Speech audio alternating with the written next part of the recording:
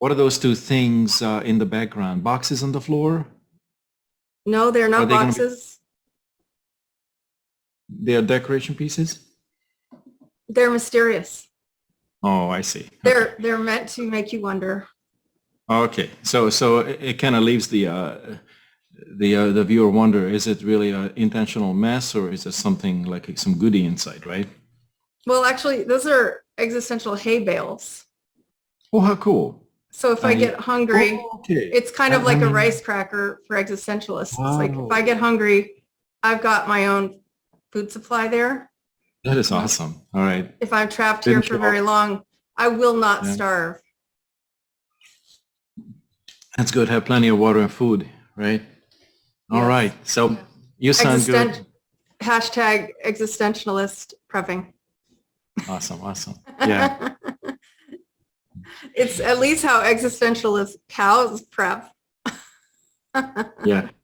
Well, shall I commence us? Yeah, go for it. And let's, what's really cool is that there's no, sort of a hierarchical thing where you're introducing Donald Trump or any of that. Just be, what you want, what you're interested in, and you're an incredible speaker. So I think you could just, trust your intuition, let it flow you, and then I'll flow with it. What if my intuition says that we don't talk at all? That is going to be one interesting recording. I don't think it's going to get many views. I'll just set the hourglass because, time is ticking. Yeah. How long is that good for? What is it set to? That's unknown for me. Unknown. I see. So lots of unknowns. Okay, cool. Actually, it's a perfect match for the hero, hero's journey, because he enters the unknown, right? So here we go. Great. Well, Robert, thank you so much for coming back to my existentialist cow cave. It's my pleasure. We have plenty of fodder here today, and I know that we'll be cultivating more together. Yeah. Good to see you as well. I'm not going to pick on those things in the back because I already did that, but I know what they are. Feel free. You've named them, now you can move on. Maybe later when you least expect it, Sounds good. Okay. I'm just sorry that my hourglass is not in frame. Let me see if I can, because that is enjoyable for people to see. Yeah, it's super That's cool. Part of our It's discussion. Suspenseful. Here we go. Yeah, I like it. No, it's good. Okay. There. The existential hourglass. Yeah. Keeps the sense of urgency, People need that. Yeah, exactly. I hear that people need urgency. Yeah. And you yourself feel some urgency, if I'm not wrong. Okay, are you hypnotizing me now, or are you just projecting? I did just make a strange hypnotic eye movement. I don't know why. Yeah, you must be in a hypnosis class, right? No, I was accessing my altar, perhaps. I see. Awesome. So, Robert, I did receive some smoke signals, and these were specific requests for you to share more on the topic of the hero's journey. And I did look back at our last conversation light years ago, and you had a quote that I wanted to ask you about, which was that you said that you attract people who are on the hero's journey and who want to master it.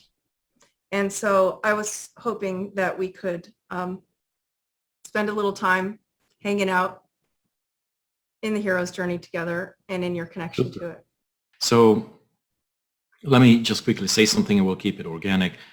Yeah, the hero's journey is something that most of us will be embarking upon from here on. And maybe later in this talk, I will get into a philosophy that I have about the hero's journey. Has sort of its conventional elements to it, and then I also have my own premonition about it. So the hero's journey, as I said, is an incredible journey. It's one of the most satisfying journeys and one of the most satisfying stories that one can have, one can embark upon. But I believe, Alicia, I also mentioned it's not for the faint-hearted. Because as we get into the talk, I can break down certain elements of it and what initiates it, what's in the way, and so on and so forth. But the hero's journey is something that I have inadvertently, unconsciously, and consciously, later consciously, embarked upon and began to master. I didn't know, because most hero's journeys begin from a high level of unconsciousness. Most hero's journeys begin or start from a familiar setting, family or community, but all of a sudden we have a calling. There's a calling. And then it's up to us if we answer it or not. And when we answer it, that's when the journey begins. And then we get exposed to the tens of thousands of things we didn't know. If we choose to not answer it, then we'll go back to a previous energy pattern, a previous pattern, whereby we might impose more suffering onto ourselves and the ones around us. On the contrary, the hero's journey is such that he or she answers the calling and begins to move forward. And then in the end, when the hero returns, shares the wisdom, shares whatever the hero acquired with the community. So there's a reintegration back into society, back into the community. So I'm really excited to talk about this because this is not just a theory for me. It is something that I have lived. It is something that I'd like to really empower and encourage people to embark upon and embrace and know that the hero's journey is not a lonely journey. There's always a mentor along the way. You just have to be open to see that mentor. Okay? Yes, great. And as you mentioned, when your journey started, you didn't know, you didn't recognize, you didn't have the fancy terminology from Joseph Campbell that this was the hero's journey and that you were embarking on it. And I would say that was the same for me too. I didn't know, S was just happening. And in your case, S was the stroke, and it opened up this whole new adventure, if I got that correct from our last conversation. First, let me just check. Is it correct that you'd say your hero's journey opened with your stroke? That's when I believe I was given a choice, live or die. In my view, the hero's journey started before, maybe even decades earlier, because I always felt some kind of calling, but I didn't have the recipe. I didn't know what I was doing.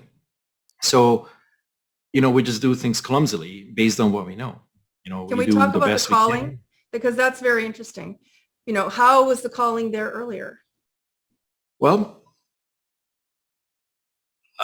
I want to say many things, so I try to be really concise. Even when I was a kid, I knew that there was more to life than this. Many of us have that. Many of them have that feeling. And then we begin to explore, but then we run into our own subconscious oppositions or traumas or, mental blocks and patterns. To give you a specific example, and many people have done it, when I was 21, I left Hungary. I left Budapest, and that was the first step to the hero's journey. Because one of the first steps to any hero's journey is to leave and depart our familiar surroundings, our community and our family and circle of friends. So it started then, but again, I was unconscious of it. I didn't know that actually it was part of the calling. I was answering a calling. And then once the stroke happened, that's when I was cornered such that I didn't have a choice. So that was what I mentioned, live or die. Many people give in and they decide to perish. Emotionally, I fought. I fought really hard. So, and once I decided that I wanted to live, I didn't realize I was in the beginning stage of the hero's journey. But once I decided that I want to know more, I began to meet mentors. I began to meet people that were assisting me on this journey. So today that I've done what I call 1,000,000 miles, it was a 1,000,000-mile journey, and I'm still going.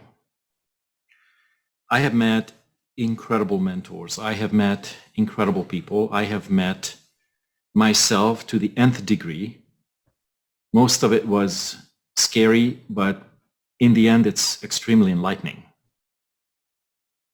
And I'm at the point where the ultimate gift of the hero's journey, which is to return with the precious prize, let it be the princess or the head of the dragon. But for most people, I return, for me, I return with an incredible wisdom, the incredible bundle of wisdom.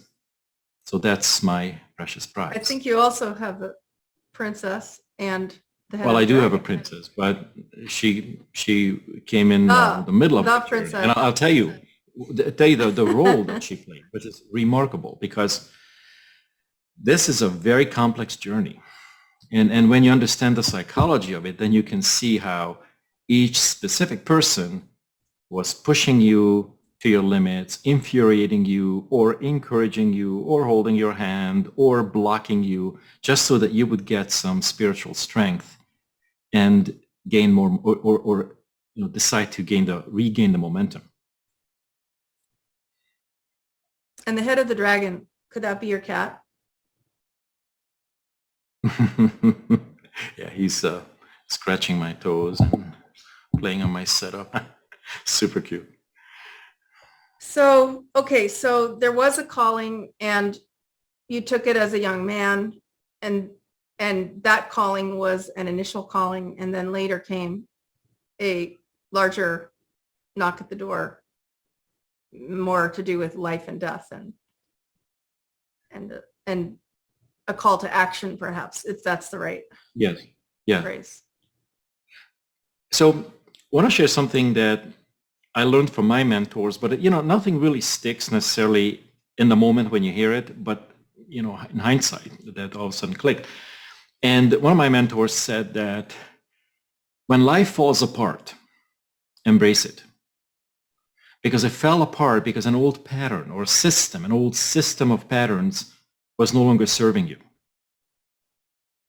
And true, my life fell apart. Most people's lives fall apart. Let it be a health issue, a divorce, financial ruin, whatever you name it. These events are not there to ruin us. These events are there to awaken us to a bigger truth, a deeper reality, the hero's journey. Otherwise, and what you said is interesting, you said to take action. Now, it's really important to know one thing about taking action. When we take action, we begin to move forward and face ourselves, our fears, and if we have the right tools, then we master ourselves. If we don't take action, then we lose our self-esteem. We completely, over time, erode our self-worth. So, as you can see, it's a conscious process along with an unconscious process. So consciously have to remind yourself why you're doing what you're doing. And at the same time, being empowered to know how to rewire the unconscious part, which opposes the journey, which gives you the fears, which gives you all of these strange premonitions. You have to know how to tame the beast while consciously you keep your eyes on the ball. And this is what I learned, along the way, that it's if we don't have both, then the unconscious will dictate our actions and how far we can go. If we don't have the tools, if we don't have the methods or the approach, then this beast stays beastie. And our willpower, and this conscious part, just goes wah, wah, wah, wah, wah, and then we crash and burn. So that's where in the hero's journey, a lot of additional characters come in. Uli was one of them. Many other people, even if they were brutal encounters, to assist me, to make me see something I could not have seen without that friction or without that level of interaction. And then through that interaction, I learned something about myself, maybe a limitation, maybe I learned something that is like really cool, that I hoped it was there and I realized it was there. Maybe I found a courageous self to say something. Maybe I found out maybe I found my voice through that interaction. And maybe through an adverse interaction, I found super dark shadows and beliefs that these people represented. Because, the outside is really a projection of our mind, which means that whatever shadows or beliefs we have, the outside events, including the people and the circumstances, are a reflection of. So I had plenty of very strange, very adverse, interactions. And thank goodness, I know what to do. I know the deep quantum psychology. And yes, I'm a human and I get into the tantrum-y part, yes. But through that, I can see what's really wanting to be expressed. And that's part of the hero's journey as well. Getting to know those suppressed thousands of little shadow pieces that are acting out other forms of suppression that we collected along the journey from ancestral times, past lives, maybe from, even childhood and whatnot. But all in all, having the awareness and then the willpower to keep going is key. That's beautiful. So in the classical model of Joseph Campbell's hero's journey, which I am not an expert in, certainly he describes, these adventures and different stages and phases and processes to do with making the unconscious conscious, which is what you just spoke of. And you described in your journey that was organic for you, that it just unfolded. And as it unfolded, these different characters came in and you began to work on these facets of yourself. And there's this term that's called shadow work, which I believe is an area you specialize in. So how does the shadow work connect with the hero's journey? And how did it connect for you in your process as it unfolded organically? Okay, you asked some really good questions, and there's a question within the question. So yeah, I'm sorry Joseph Campbell. No, it's good because it really ties things together. I need to work on my questioning. No, it's phenomenal. No, it was perfect. I'm just helping the viewers understand that Joseph Campbell is sort of the father, if you will, of the hero's journey, because he has really worked on it. He himself was not a religious man, but he worked on the mythology of it, to break down the steps. And I read that there's like a 12-step thing, or there's 17 steps and whatnot, but there's 3 stages. The first one is called departure. I described it. There's the calling. Most people stay in it's fearful, it's uncomfortable. So I departed. So now we are in a second stage, which is called initialization. And the initialization stage is what's extremely important, because we will never, ever, ever be initialized properly until we do our shadow work. And that initialization means that we meet a higher self, if you will. We let the child die, if you will. And then we grow into a form of adulthood, that has a lot more self-responsibility, and that continues to go and grow. Okay, without understanding the shadows, I'll get into that a little bit. There's absolutely no way we can master this second stage. In the beginning, in the first stage, where we depart, where we leave, most people, as I was, are unconscious. And unconscious means unaware of the million intricacies. They're still influencing us. They're still creating emotions in us. They're creating, that itch, the desire and whatnot. And there's always some other opposition.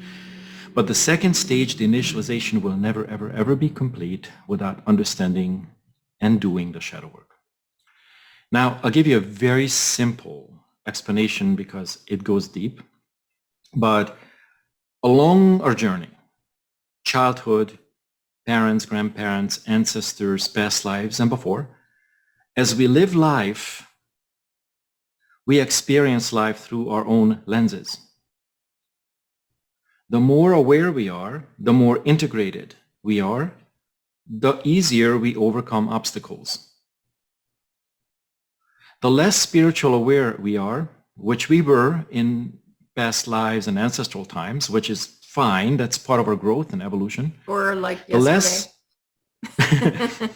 So less aware we are, the more we misinterpret things and the more upset we get with the world and with ourselves. And whatever we get upset with, we don't want to deal with because it hurts. So what we do, we outsource it to a part of us that we push out. We reject this part of us. I'll give you a very simple everyday example. Of course, there are thousands more. If we failed, which is just a perception, we reject the failed self. Even if we consciously read books and we go TikTok and explain, that's all ego. But we really have a dissociative rejection for our failed self.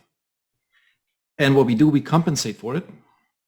That's when a lot of people go back to school, they get a degree, they study more, they work harder, and so on and so forth. But the failed self, the rejected failed self, is getting very angry. Anything we reject, anything that we are not willing to accept, anything that we are not willing to face will eventually, this is key, eventually have power over us. So in this whole initialization phase, it's extremely important to see what are the parts that we rejected, what are the parts of us that we don't like. That's how you can tell that you're rejecting. What are the parts of us that actually we project onto the world by judgment? So whatever we judge in others, those are very likely the rejected shadow parts of us. Now here's the kicker. Just because we rejected those things, and most people have thousands and thousands and thousands of these rejected parts, just because we rejected them doesn't mean that they are not active. The more we reject, the more angry they get, and the anger gets expressed through us. So I think you're So saying we that start, cancel culture is not actually that effective. well, yeah, exactly. Don't get me started. Okay. But no, and this is, since this discussion is about the hero's journey, one of the things that the hero masters is that the understanding that the outside, however complex it may look or be, is truly manageable through managing the inside. The inner mind, the broken heart, our astral body, our pain body, our ancestral stories, and so on and so forth. Once we work through those, then these outside events and even people we used to call enemies, they either convert to friends or they disappear because the task has been completed. So the shadow work essentially neutralized rather than canceled. Exactly. Anything you want to cancel, you trying to overpower. Anything you overpower, you create a power struggle with. Anything that creates power struggle, you will end up losing because it's your own struggle about a rejected self, if that makes sense. Whatever we don't like in others are exactly the things that we don't like in ourselves, but it's not just that simple, okay? So we can get into it. I just wanted to answer your question. Great. And have you seen the existentialist handgun? Mm-mm. Well, let me see. It looks like this. Okay. Okay, three fingers. Okay. The three fingers are pointing back, right? Yeah. So what I call the blame game of the ego. You did I it always to have me, mine but cocked. yeah, exactly. So The blame game of the ego. yeah, it's really good at that. And how does trauma play into all of this? Okay. Now, trauma is a very complex field. It's something I ended up specializing in. I have, even though I've done it for 12 years, I've been teaching it and breaking it down. I would have never, ever, ever in a million years guessed that me as an electrical engineer and software engineer, I'd be one of the leading experts in the world of complex traumas.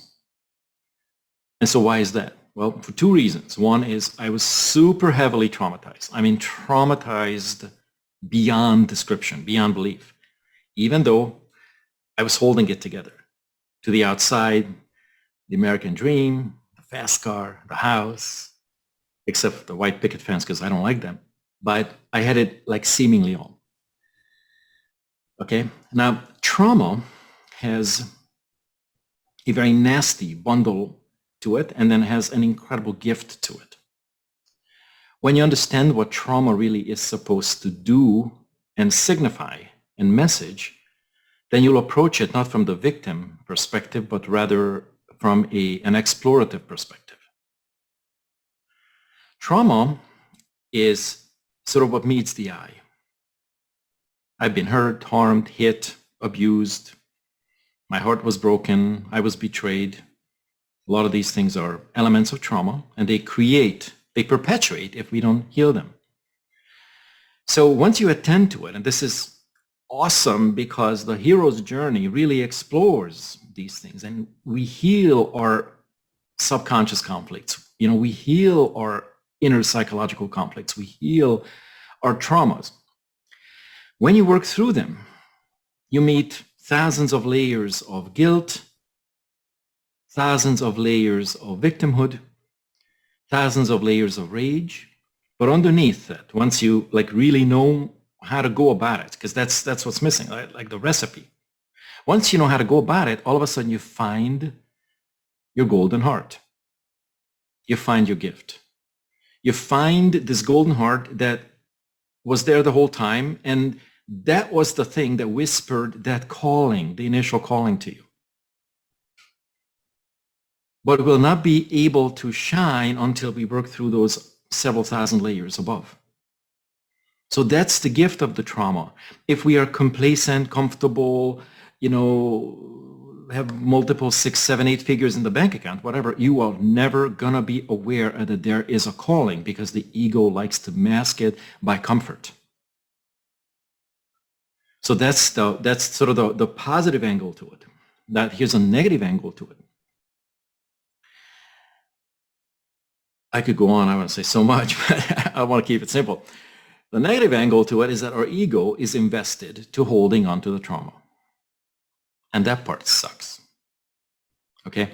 That part sucks because you say, I want to get better, but then we say, oh, I guess that's how life is. Then starts these internal dialogues that are byproducts of the belief in an untranscended ego. And the ego actually will go out of its way to stop us on our path, stop the hero's journey, block us, because the moment we start understanding the ego's strategies, which isn't really just about pride, isn't really just about all the things and arrogance, it actually is there to stop us from our purpose, to stop us from healing, to stop us from a lot of good things. So instead of getting angry with it, you need to start understanding its psychology and cooperating and transcending it. That's the nasty part because you're meeting already different oppositions and different wounds from the past and so on and so forth. And now you're meeting this beast, the egoic mind that loves to hold on to pain, misery, and suffering. So you have to train this part. Is the egoic mind one and the same with the shadow realms? Like, No. are they synonymous? The ego mind is sort of the, if I could give it a maybe a quick description, is the CEO, is the orchestrator of the shadow world. Okay, it's almost like, imagine there's a corporation and the CEO is the ego, and of course there's other CEOs, maybe there's like two of them, but then it says, hey, that little guy down there, that's us, wants to grow. Do whatever you can to stop him. And of course the mechanism starts. Whisper in his ear that he's unworthy. Tell him that he can't. Tell him, and so on and so forth. And then depending on how strong we are, back to that conscious, unconscious, if we accept the whisper, then we lost. We circle back to a previous stage in this journey. Okay, so the shadows are outsourced characters that we are not comfortable with, but we project them out onto the outside world. I can give you some examples. There are thousands, but for example, what is the opposite of hero? Well, what's the first word that comes to you? The failure. Failure, okay, exactly. So that's a huge shadow. The loser, and also the coward. A lot of our shadow stories, the shadow characters, just because they are suppressed, they are still acting out through us. So that's why the hero's journey is so intricate, because we're going to meet the cowardly self, we're going to meet the assholic self, we're going to meet the failure self, which could have hundreds of stories. We're going to meet, we're going to meet all of these selves that by design have been put in place for us to overcome and master. But if we don't have the consciousness or the comprehension of what's happening, then we'll buy into the story rather than the purpose of the story. We'll ignore the teachings. Go ahead. Is that what you also call the parts integration, where you meet a shadow, you meet that in such a way that it comes back, gets reintegrated back into you, and you gain power and strength as your heroic self, and you just sort of keep doing that until you reach maximum density? Yeah. Now, there's a difference between parts and shadows. Even though I refer to it as shadows are parts of us, they're typically rejected parts of us, okay? But in the traditional, when you learn neuro-linguistic programming and hypnosis and you do parts therapy, the parts therapy could be used to integrate shadows if you know the psychology of the shadow, but the parts is more for like a part of me wants this, but the other part is scared. It could be a values conflict, like family is important to me, but I also have to go to work, earn a living. For most guys, freedom is important to me, but I also want to be in a loving relationship, which may come across as the lack of freedom. So these are the parts conflicts, okay, that billions of people struggle with. And these parts have their own internal strategies, and they are very, very dominant. It's either this or the other. And that's why a lot of people get stuck. Kind of like when people say, I feel like I'm stuck between the rock and the hard place. That's a parts conflict. I want to do this, but. And whenever we say but, whatever the excuse is the other side of the conflict. Part of me wants this, but. Okay, so you have to know that that's a parts conflict. And that inside the parts conflicts, inside these parts, there are shadows and other beliefs. But I know it's getting a little more technical than probably you wanted, but I'm just telling you, that's a different structure. But there's overlap, okay? You were asking me about the shadow work and why it is important. It's one of the 5 things we have to do.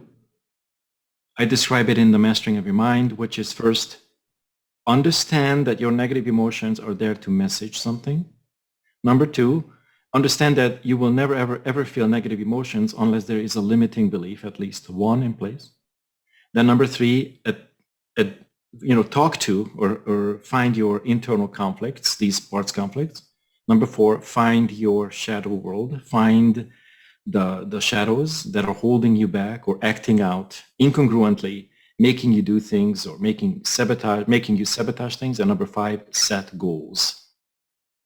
Okay, and then this is a cycle, like, lather, rinse, repeat. It's the same thing.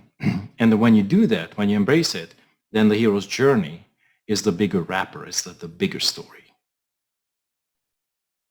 And I can get into just a little bit, so, for the sake of our viewers to understand what it results in.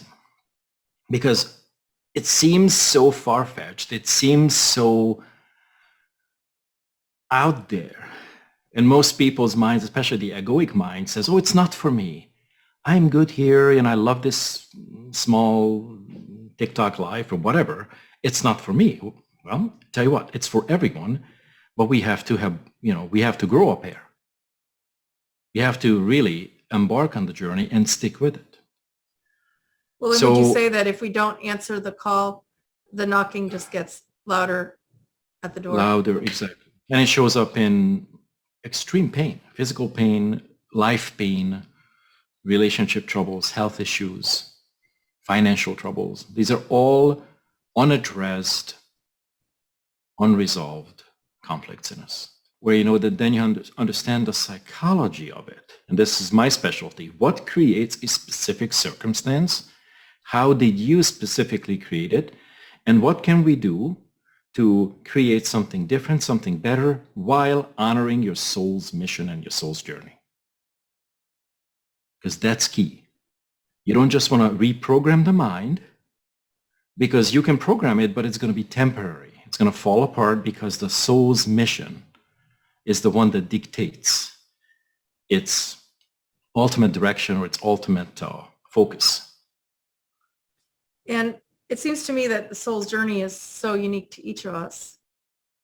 Yeah. Is it something that reveals itself as you just keep fighting through in the stages of your journey? And how is that for you? Yeah, I'll tell you my example. Yeah, absolutely. The soul journey is ultimately the contract that you have with God or you have with the universe. And at birth, most of it was deleted from conscious memory. So, through feelings and through interactions, our job is to get to know it, discover it through calibration, and go, oh, that's who I am. And that's what I'm here to do. Now, today, I'll give you a little bit of segue and then we'll go back. A lot of young children or kids who are born, they remember a lot more from past lives than before. So a lot of them come back with, like, I know this. I've done this. I know exactly where this person is. I know what they did in past lives. He lives here. Boom. It's true enough. It kind of blows an average person's mind who's not spiritually aware. So the soul's journey ultimately determines where we are headed and what we are supposed to do. But back to a little bit to the trauma. Do you realize that also souls can be traumatized? So we could have a traumatized soul, we could have a completely traumatized mind, we could have a completely broken heart, we could have had all these stories, and now you have a big mess on your hand. But the good news is that every single aspect of us can be healed, and can be healed very fast when we really keep the decision to go all the way. Back to our previous conversation. Why the need to go all the way? Because aspects of us will not be healed, and they will demand attention at one point anyway. Okay? So yeah, the soul knows what's best, and ultimately that's what's going to demand or sort of give us the final menu, the recipe. And for you, how did you discover your own unique soul's mission? Well, or are you still discovering it? I'm still discovering it. And, as a kid, and I know this will be relatable by many, but as a kid, I wanted to be on big stages. When I was 5 years old, it was a Mother's Day presentation. Hundreds and hundreds of moms and parents are in the audience, and I'm on the stage, big stage. And I'm saying a poem. This was in Budapest, so it's all in Hungarian. And I crashed and burned. and everyone laughed. They laughed. In retrospect, I know they laughed because I was cute, because I was there, because I did it, and I was just, authentic. But inside was a very different story.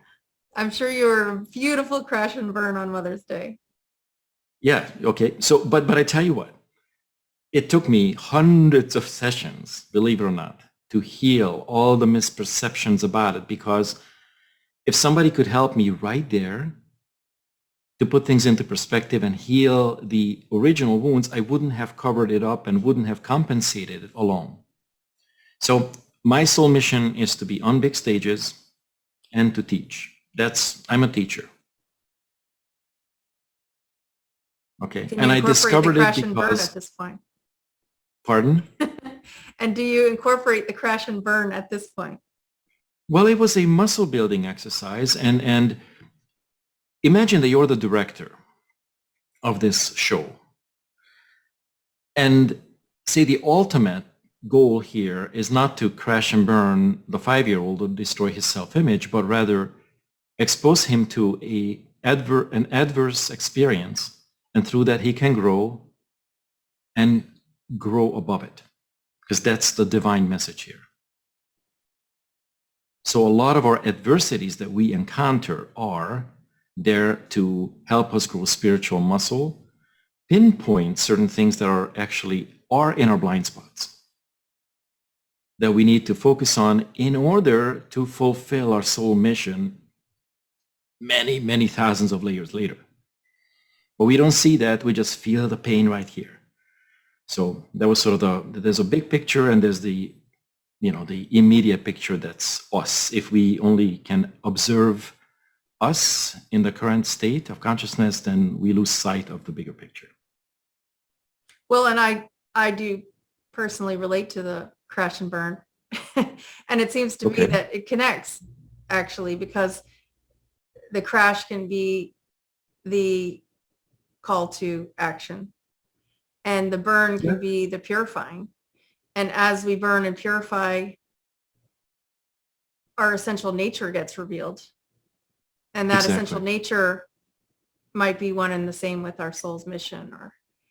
And along the way, I mean, you happen to gain unique skills as part of your journey, both with the shadow work and the trauma work. And now you help others with those unique skills that may or may not relate to your ultimate mission. But it does seem like all of these elements are key elements in the larger journey. Yeah, I agree. I mean, these are stages that we master, and then we get upgraded or given a new set of tasks once we learn. So I think, and this just kind of came to me a few weeks ago, is that right now we're at the verge of a brand new era. Many people are completely unaware of what's going on. They just see the chaos, they see the madness and all this stuff in the world and the floods and whatnot. But we are about to embark on a huge ascension process, of a massive upgrade in consciousness. And I believe, and this is sort of my belief right now, and I might need to fine tune it, but it feels congruent, is that I'm here to assist humanity in the 5th dimensional ascension. And we cannot ever go higher unless we do the shadow work, we do the limiting belief work, we do the trauma work. Right? What do you mean by that phrase, the 5th dimensional? Okay, so basically, I'm sorry, go ahead. No, I just wanted to understand better what you meant when you said 5th dimension. Yeah, so basically, we as humans have been living in a very high density 3-dimensional consciousness. And that means heavy trauma, heavy low energies, a lot of evil, a lot of these dark energies. And we have been, I don't know, obviously I know what's coming, but I don't want to give it away. Let it be, the new leadership's, task or duty. We are not here to suffer any longer. There was a control system that was very, very vicious, very evil, that has been eliminated to a large part, and it's being eliminated as we speak. And now our compensation methods, our manipulative selves that we developed, our re-traumatized self that have been running the show to always appease other people's egos and not really be authentic and not really be truthful and always fear of speaking the truth, because what if my boss gets pissed off and stops signing my paychecks? Or what if my parents, my community gets pissed and they kick me out of the village? What will happen to me? These have been the considerations and kept us at a very low consciousness. So the fifth dimensional consciousness is something that actually is coming. It's a much higher consciousness. It means peace, prosperity, and love, which we have to get to, and it's going to be expected of all of us. It's a much higher vibrational reality, a much higher vibrational world, but we have to work through our dark ancestral traumas and all the other things I mentioned. Otherwise, we will not qualify.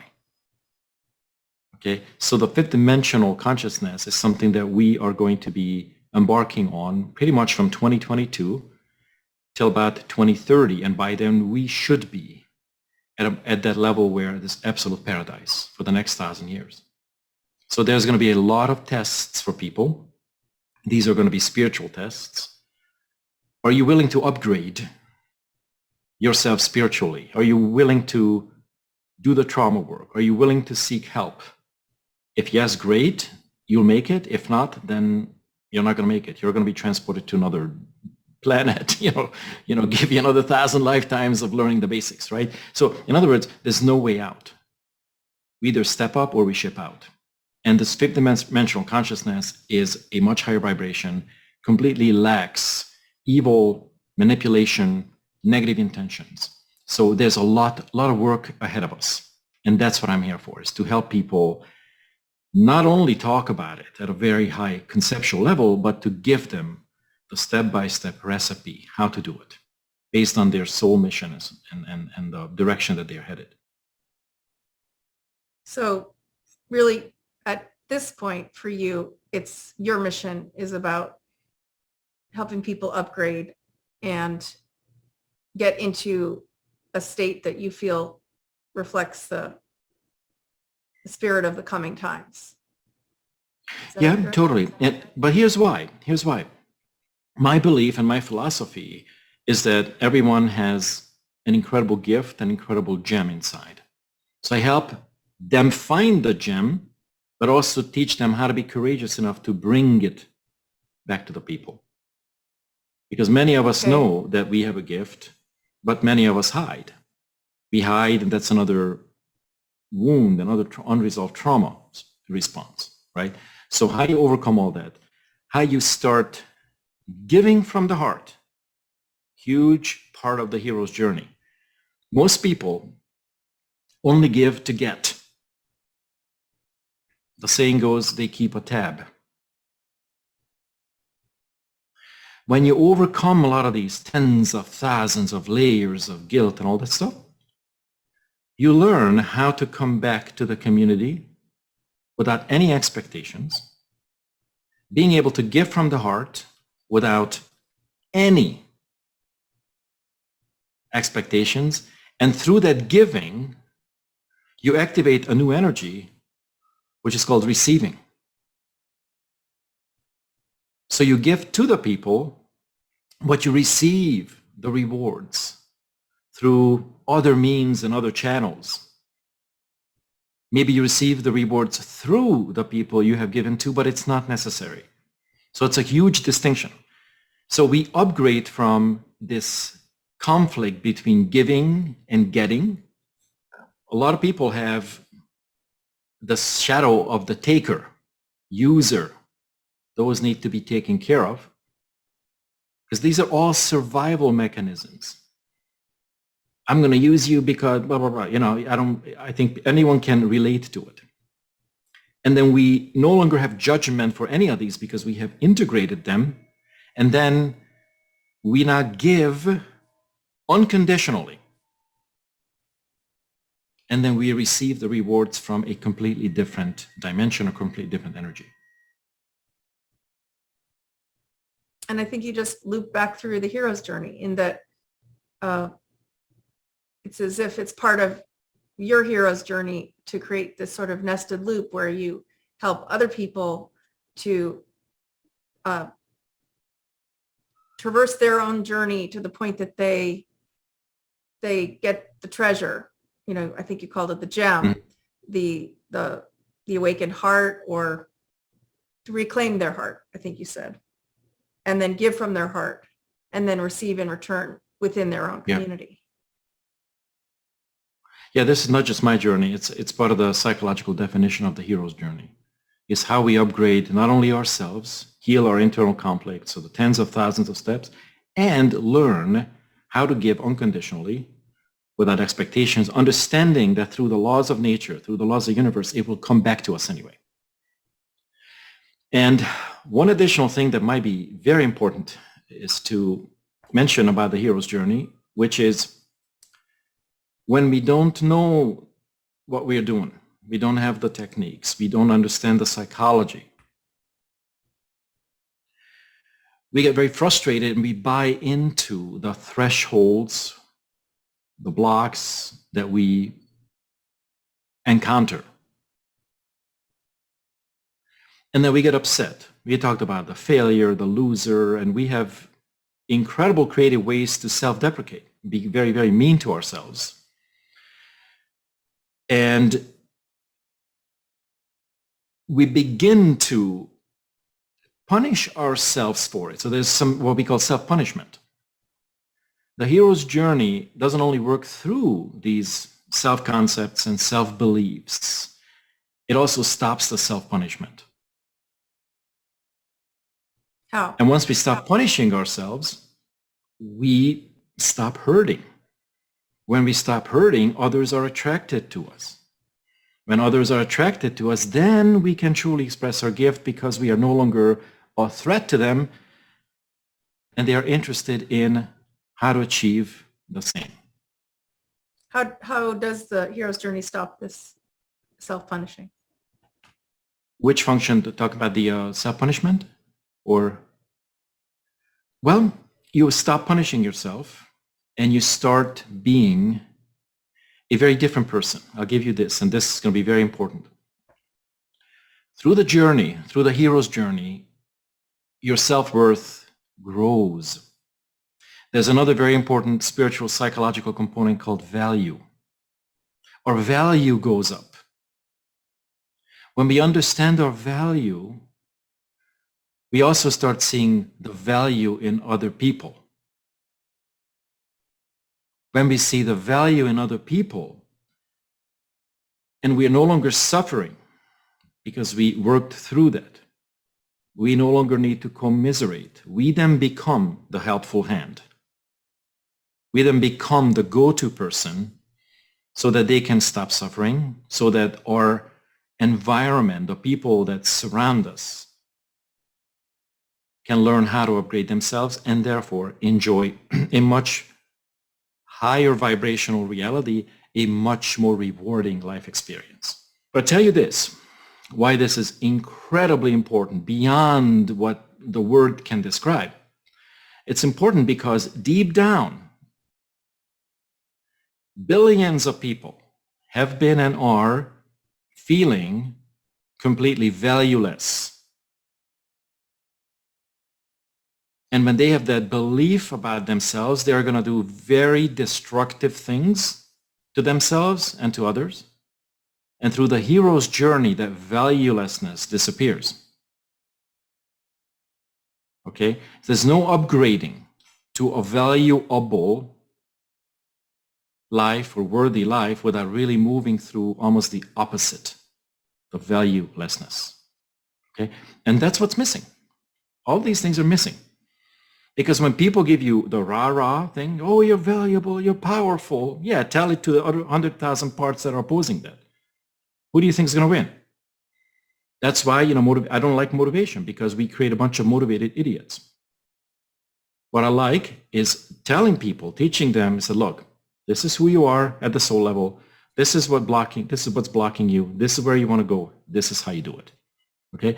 And then once you work through a lot of the opposition and the conflicts, then you can give yourself the rah-rah, because then it will be extremely effective, but not without doing the work first. So what would you like to leave people with regarding All your right. hero's journeys? Lots and lots and lots. Okay. So here's what I'm going to share my philosophy that, I mentioned in the beginning. My philosophy is that the hero's journey was loaded, was tough, it was rough. It gave you feelings of disempowerment, feelings of aloneness, and feelings of so much, because you were not only fighting your own inner demons, but there were societal, parental, and other ancestral teachings that would go against freedom, that would go against empowerment, that would go against all of those things. So it was very tough to become the hero. And most heroes grew out of, or became heroes because they had so much pain, like myself. So we were pushed. It still hurts. But what else is going on? What else? It hurts, still hurts. A million pain points later, all of a sudden, oh my God, I stopped hurting. That's amazing. And I had to reassess. So here's my philosophy. I believe from here on, maybe another month or whenever this switch happens, I'll leave it up to the universe. The hero's journey is going to be actually supported by the majority, by the teachers, by our leadership, rather than opposed. Because in the past, the hero's journey was a threat to the existing control system. It was a threat to those that did not want us to wake up. Because once you wake up, you no longer need many, many, many things, and you cannot be controlled. And one who is not able to be controlled has been viewed as a big threat to society. Not really, it's just a belief, but that's how they perceived it. But from now on, whenever the switch happens, right around the corner, super excited, the hero's journey is going to be expected, because every single one of us will be required to be on the hero's journey in order to enter the fifth dimensional consciousness. There's no other way. Okay? Awesome question. Thank you. In a nutshell. And of course, you give me a glass of wine and I can go on and on, In a hero's nutshell. Yep. It takes a lot. But okay, so my message is, let me kind of tap into this, because I want it to be very, very congruent, okay, and come from a higher place, not from any of my physical or lower dimensional places.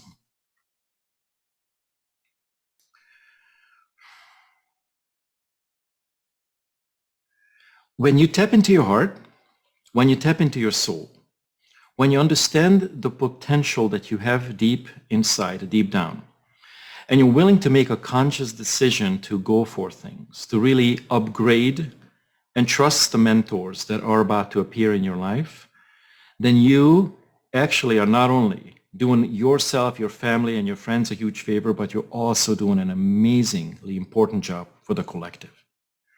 So I'd like to encourage you, I'd like to share and tell you that that is going to be supported a lot more than it was ever before. It is going to be required. And if you encounter fear, then know that there is in place for you to grow. You have to find these thresholds, go through them, move through them with the right techniques, and then keep going, and you will master yourself. And mastery means well-being. It means health. It means happiness. It means abundance and prosperity. So that was my message. Well, I accept on behalf of all those listening. Awesome. Thank you so much, Robert. Yeah, it was awesome. Hear you. Good to see you. Thank you so much. Yeah, my pleasure.